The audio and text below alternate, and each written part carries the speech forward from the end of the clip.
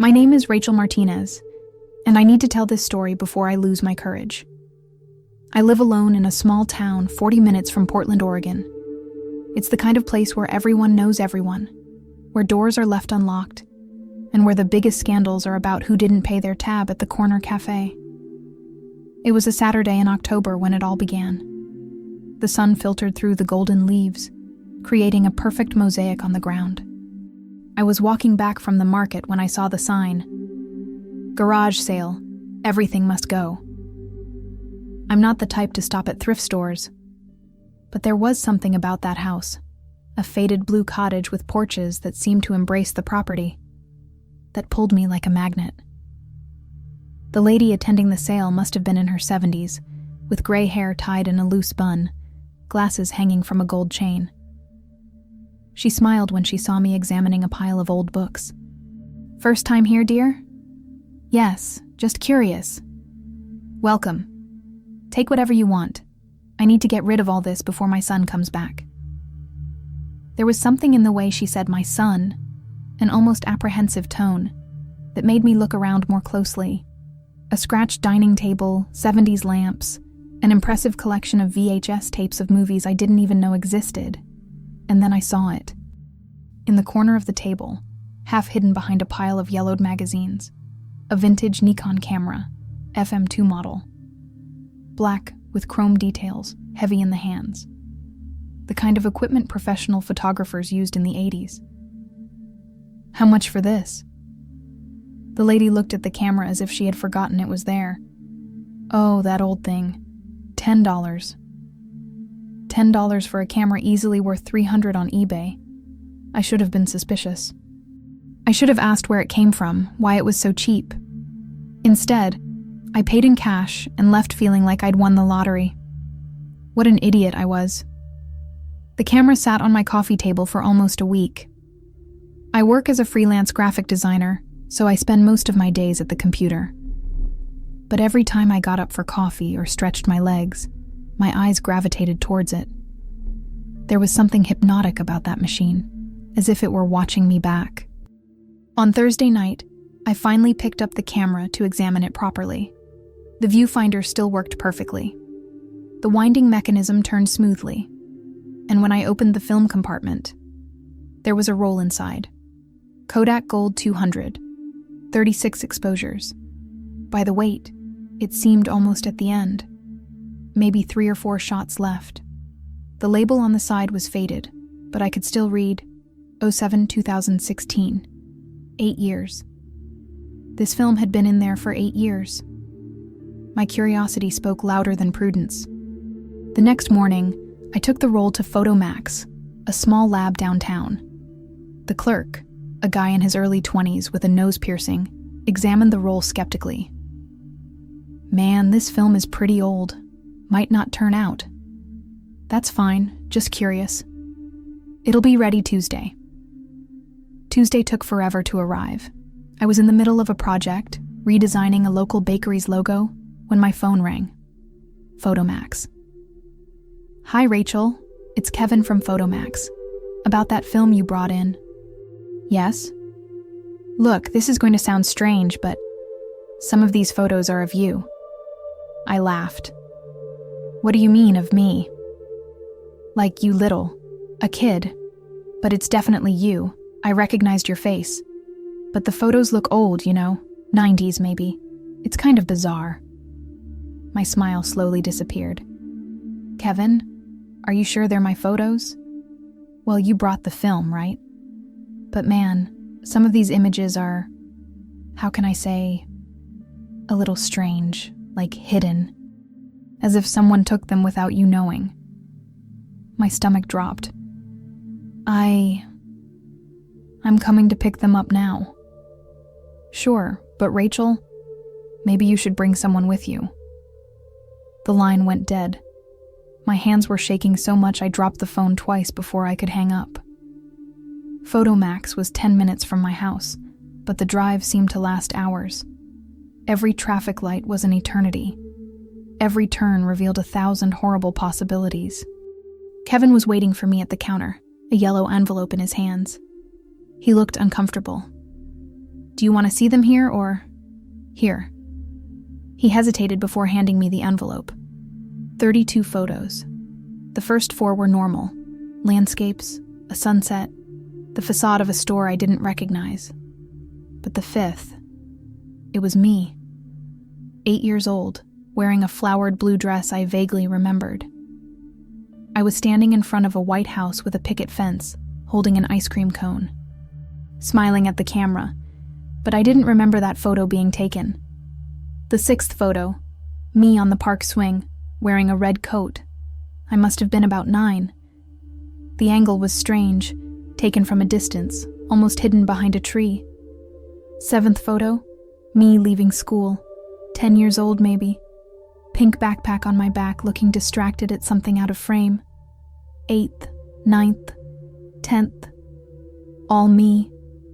Always from a distance, always without my knowledge. Someone had been photographing me for years, and I never knew. Rachel? Kevin was watching me with concern. Are you okay? No, I was definitely not okay. That night I couldn't sleep. I kept looking at the photos, trying to remember every captured moment. The White House in the first photo particularly bothered me. There was something familiar about it, but the memory was hazy, like a half-forgotten dream. The next morning, I called my dad. Dad, can I come over today? I need to show you something. Sure, Rachel. Is everything okay? It's complicated. I'll explain when I get there. Dad lived 20 minutes away, in a ranch-style house he and Mom bought after I left for college. He was in the garden when I arrived, pruning the rose bushes Mom planted before she died. Hi, sweetie. He hugged me, and for a moment, I felt safe again. What did you want to show me? I pulled the first photo from the envelope. His hands froze. Where did you get this? I bought a camera at a garage sale. The film was inside. Dad, do you remember this house? He was silent for a long time, staring at the photo. Dad, I insisted. That was our old house, in Beaverton. You were little, must have been about 8 when we moved from there. Why did we move? Another long silence. Dad returned the photo to me with trembling hands. Rachel, who gave you this photo? I told you. I found it in a secondhand camera. No one else should have this image. These photos, they were what, Dad? He looked at me with an expression I had never seen before. Fear. Pure fear. We moved for a reason, Rachel. Your mother, she never told you. But before you were born, she had problems. Someone was following her, photographing her. The police never managed to catch the guy, but after you were born, it started all over again. Only this time, it was both of you. My world started spinning. What do you mean, following? Strange letters, photos left in our mailbox. Always of both of you, always taken without you knowing. Your mother was terrified. That's why we moved in the middle of the night. And then, it stopped. For years, nothing else happened. We thought it was over. I took the other photos from the envelope and spread them on the garden table. Dad turned white. Jesus Christ, Rachel. Where did you get all this? They were all from the same camera, Dad. All of them. He picked up one of the photos, me in the park on the swing, and turned it over. On the back, in small, careful handwriting, was written, Rachel, 9 years old, October 2001. He knew my name, I whispered. He knew my age. Dad stood up so fast he knocked over his chair. We're going to the police, now.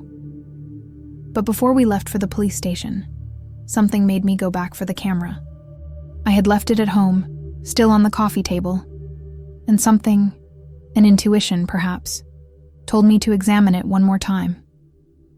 While Dad called the police, I disassembled every part I could. And that's when I found it. hidden inside the strap compartment, protected by an almost imperceptible leather flap. There was another roll of film. This one was newer. Fuji film, dated 2018. 2 years after I graduated from high school. My heart pounded. With trembling hands, I ran back to Photomax. "Kevin, I need you to develop another roll. Urgent." "Rachel, man, are you okay? You look... Please, it's important." He must have seen something in my face, because he didn't ask any more questions. "I can have it ready in 2 hours if it's an emergency." "It is." 2 hours later, I was back. Kevin handed me the envelope without a word, but I saw in his eyes that he had looked at the photos. "Rachel, you need to call the police." This second collection was worse. Much worse. Me at 17, leaving school. At 18, at graduation. At 19, moving into my first apartment. At 20, working at the cafe where I had my first job. But the worst of all was the last one. Me at 21, sitting at my study desk, in my room. The photo was taken through the window, at night. The curtains were open and I was in my pajamas, working on my laptop. In the lower corner of the photo, almost out of frame, you could see the photographer's reflection in the window pane. A tall man, wearing a gray hoodie and dark glasses. Even in the distorted reflection, one thing was clear. A long, jagged scar ran across his face, from forehead to chin, and I was sure I had seen that scar before. That night, I rummaged through every box, every drawer, every corner of the house looking for something. Anything Mom might have left about the stalker. It was almost midnight when I found it, at the back of the guest room closet. A shoebox marked with Mom's handwriting. Elena, personal. Inside, a brown leather-bound diary. The first entries were normal. Thoughts about work, worries about me, memories of Dad. But as the pages progressed, the tone changed. March 15th, 1999. He's back. I found another photo in the mailbox today. Rachel on the playground, taken from a distance. She didn't even notice. How does he get so close without anyone seeing?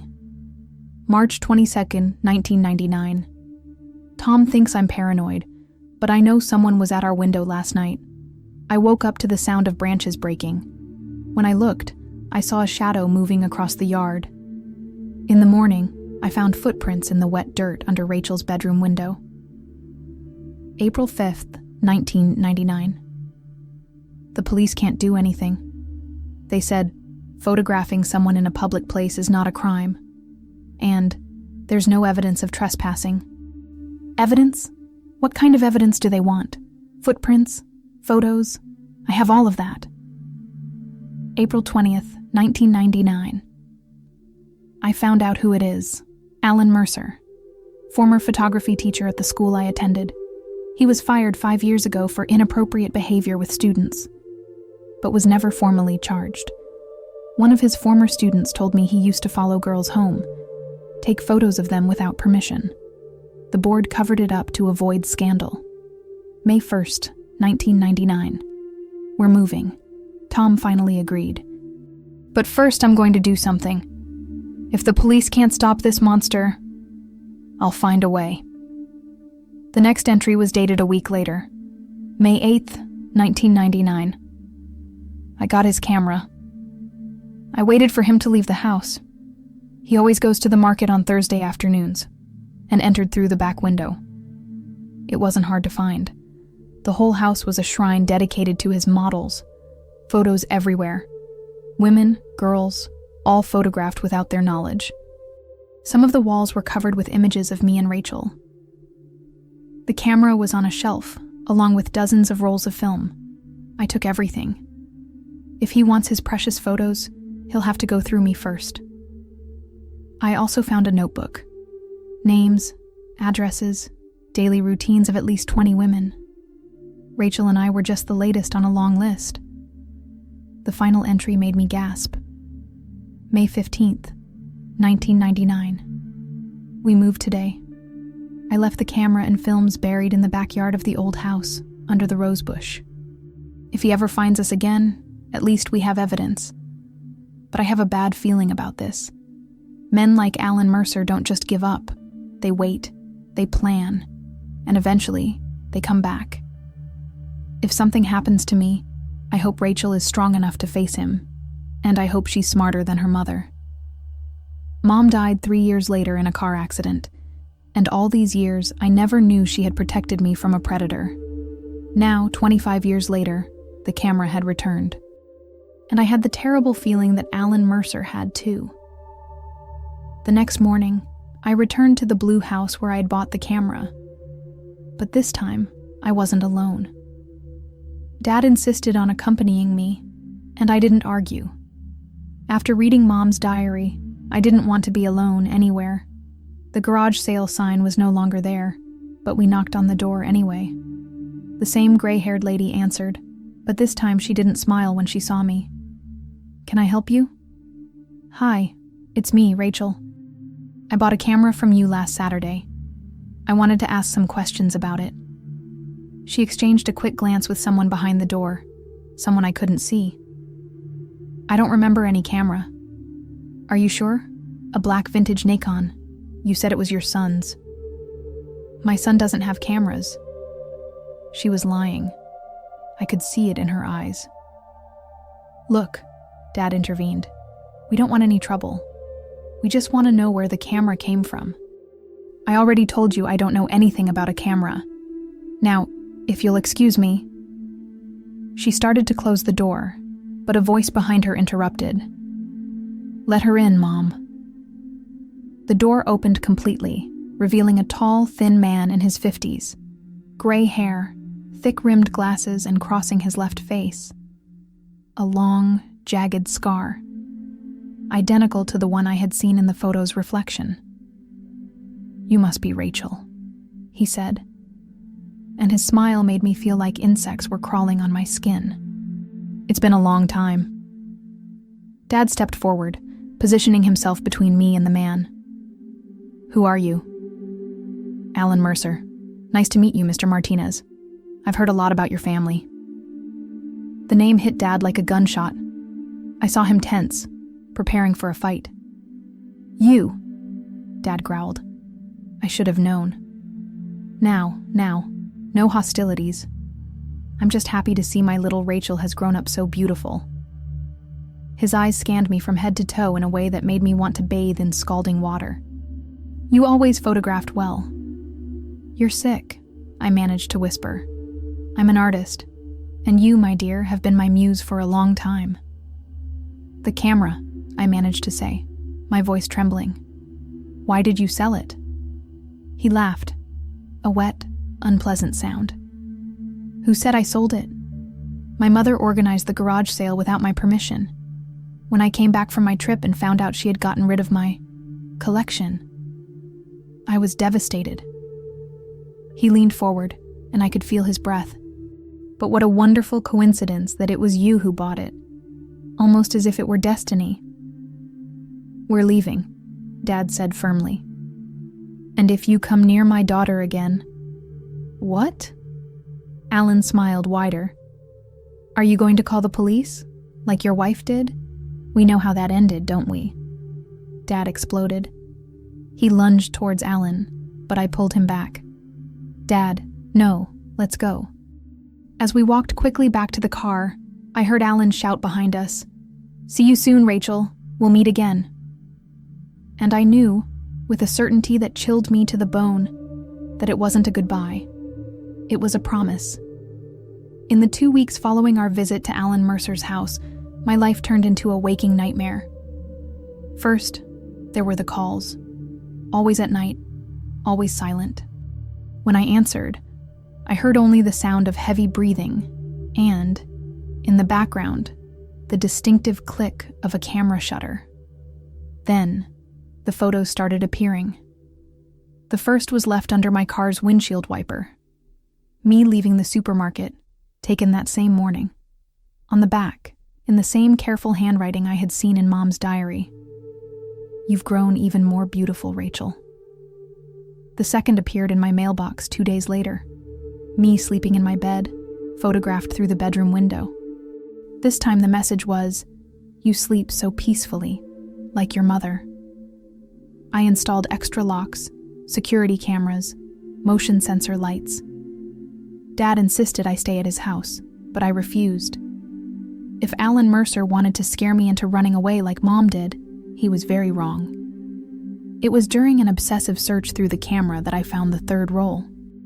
I had completely disassembled the equipment, looking for more evidence, when I noticed that the false bottom of the main compartment was slightly loose. With the help of a screwdriver, I managed to remove it. Inside, another roll of film. This one was different from the others, newer, still in its original packaging. The date showed it had been purchased just 6 months ago. 6 months. He had been photographing me until recently. This time I didn't even hesitate. I ran to Photomax. "Kevin, I need you to develop this film now, and I need you to see the photos with me, as a witness."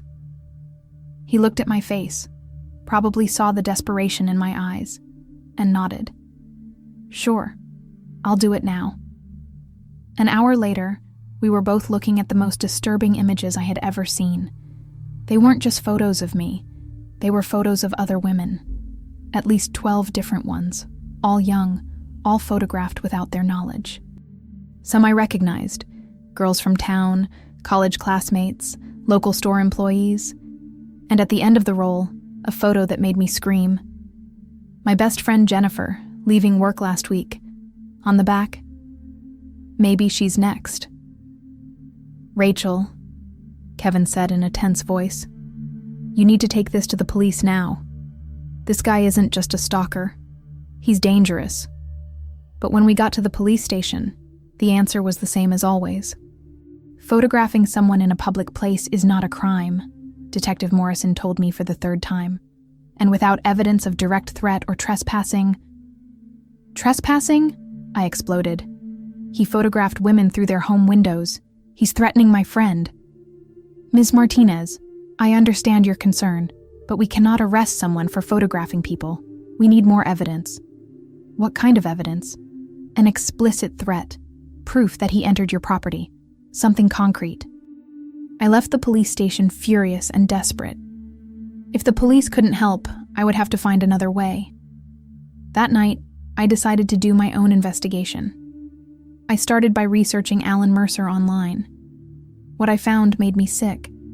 Not only had he been fired from the school for inappropriate behavior, he had been investigated for stalking at least 5 times in the last 20 years. Always young girls, always the same pattern: secret photographs, unsolicited gifts, obsessive letters. And in all cases, there was never a conviction.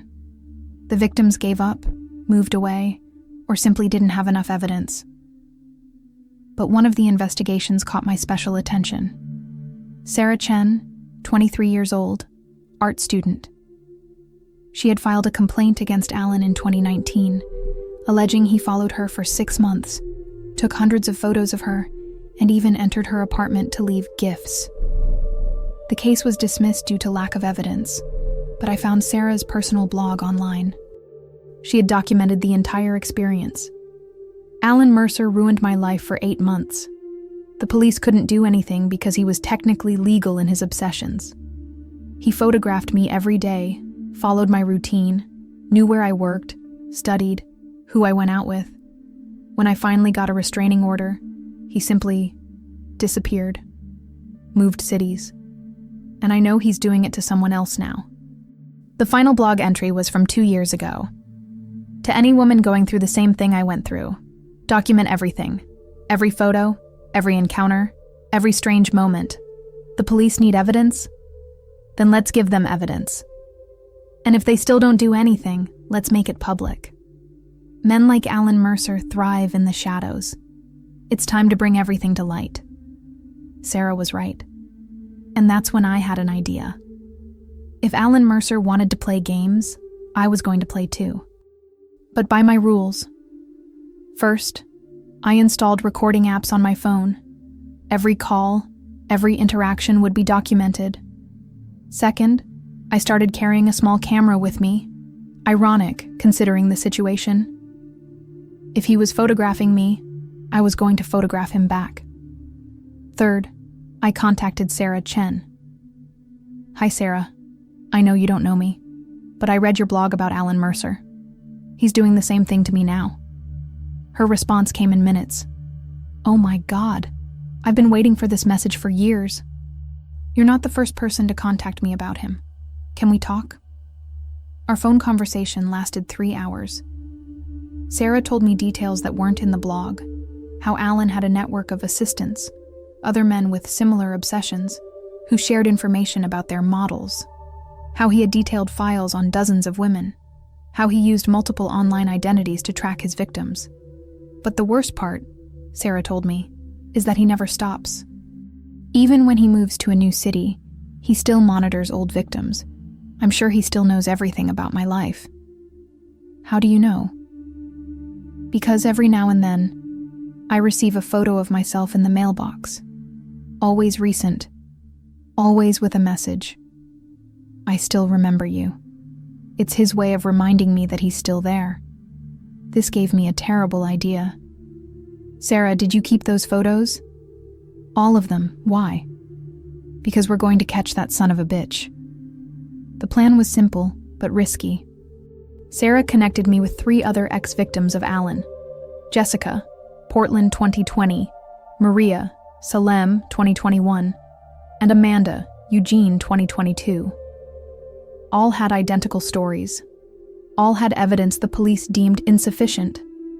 Together we had over 500 unauthorized photographs, recordings of threatening calls, obsessive letters, and detailed stalking records spanning almost a decade.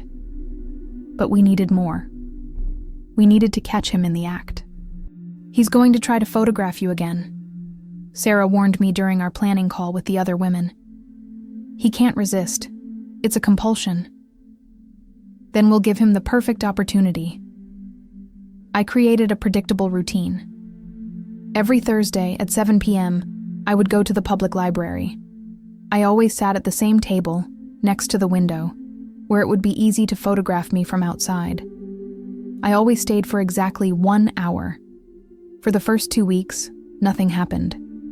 But on the third Thursday, as I pretended to read a book, I saw a flash reflected in the window next to me.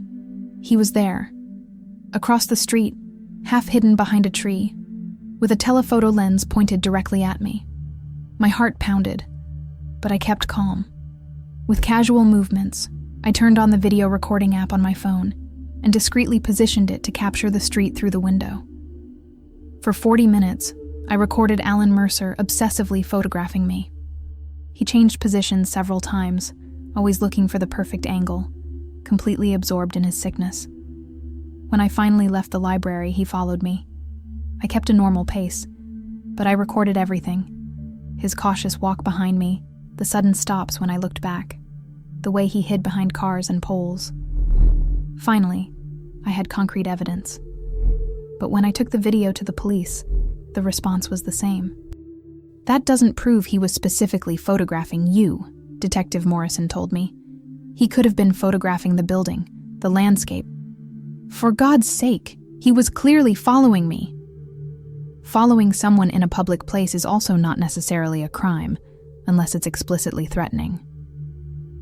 I left the police station more determined than ever. If the system didn't work, I would create my own path to justice. That night, Sarah called me with disturbing news. Rachel, I got in touch with 2 more women, and I discovered something terrible. What? Alan doesn't work alone. He's part of a network. They call themselves the Society of Observers. They share photos, information, techniques, and... Her voice wavered for a moment. And they hold auctions. Auctions? Of photographs. The more intimate, the more private, the more expensive. Rachel, some of the photos he took of us were sold on the dark web. My stomach churned. Not only had he violated our privacy, he had profited from it. How did you find that out? One of the other victims, Jessica, is a tech expert. She managed to track some of the usernames Alan uses online. Rachel, what we found will make you sick. She sent me an encrypted link. What I saw when I opened it almost made me vomit. It was an entire website dedicated to non-consensual photographs. Thousands of images of women who clearly didn't know they were being photographed. Organized by category: university, work, home, intimate. And there, in a section called Elena Rachel Collection, were hundreds of photos of me and my mother. Photos I had never seen. Photos taken over decades. Some as recent as last week. The seller's profile was Artist M47, clearly Alan Mercer, born in 1977. And his clients left disgusting comments about us, as if we were objects for sale. One comment in particular made me see red. Paid extra for photos of the daughter sleeping. Professional quality. Worth every penny. He had photographs of me sleeping, and he had sold them. The next morning, instead of going to the police, I went directly to Alan Mercer's house. But this time, I wasn't alone, and I wasn't unprepared. Sarah had driven 5 hours to meet me, bringing Jessica and her technical skills, as well as Amanda, who now worked as an investigative journalist. We also brought equipment: cameras, recorders, laptops, and most importantly, a live stream on Instagram, Facebook, and TikTok. If we're going to confront him, Amanda said, let it be in front of the whole world. We arrived at his house at 10 a.m. His mother answered the door, but this time Alan appeared immediately behind her. What a pleasant surprise, he said. But I could see nervousness in his eyes when he noticed the cameras. To what do I owe this group visit? We want our property back, Sarah said coldly. What property? Jessica opened her laptop and turned the screen towards him. On the small screen was the dark website, displaying our photos for sale. The expression on Alan's face changed instantly. The false smile disappeared, replaced by something much more sinister. You shouldn't have seen this. But we did, Amanda said, recording every word. And now 500,000 people online are also seeing it. She showed him her phone. The live stream's view counter was at 547,000 and rising rapidly. Alan turned white. Turn that off. Now. No, I said, finding my voice. You spent 25 years photographing me without permission. You spent years selling images of me and my mother. You destroyed our lives, our privacy, our safety. The counter passed 600,000. Now it's our turn to watch you. How does it feel to be filmed without permission, Alan? He took a step towards the cameras, but Jessica interrupted him. I wouldn't do that if I were you. Any aggressive move will be seen by over 500,000 people in real time. And we recorded everything, Sarah added. Every photo, every sale, every disgusting comment. We have files spanning an entire decade of stalking. Amanda approached with the microphone. Alan Mercer, 47 years old, former teacher. Do you have anything to say to the cameras about the hundreds of women you stalked and exploited? He looked around like a cornered animal. The view counter passed 800,000. This isn't legal, he stammered. Photographing women without consent and selling the images isn't legal either, I replied. Invading property to take photos through windows isn't legal. Stalking isn't legal. At that moment, we heard sirens in the distance. Oh, Jessica smiled. I forgot to mention. While you were talking, I sent all the evidence we collected to the police, FBI, and several journalists. With over 1 million witnesses online, I think they'll take this seriously this time. The counter passed 1.2 million. The next few hours were a blur. The police arrived, and this time, they couldn't ignore the evidence. With over 5 million people watching online, 3 local journalists on site, and a folder with decades of documentation, Alan Mercer was arrested red-handed. But true justice came later. Our live stream went viral. Justice for Rachel started trending on Twitter. Dozens of other women came forward, sharing their own stories of stalking and non-consensual photography. The dark website was taken down by the FBI.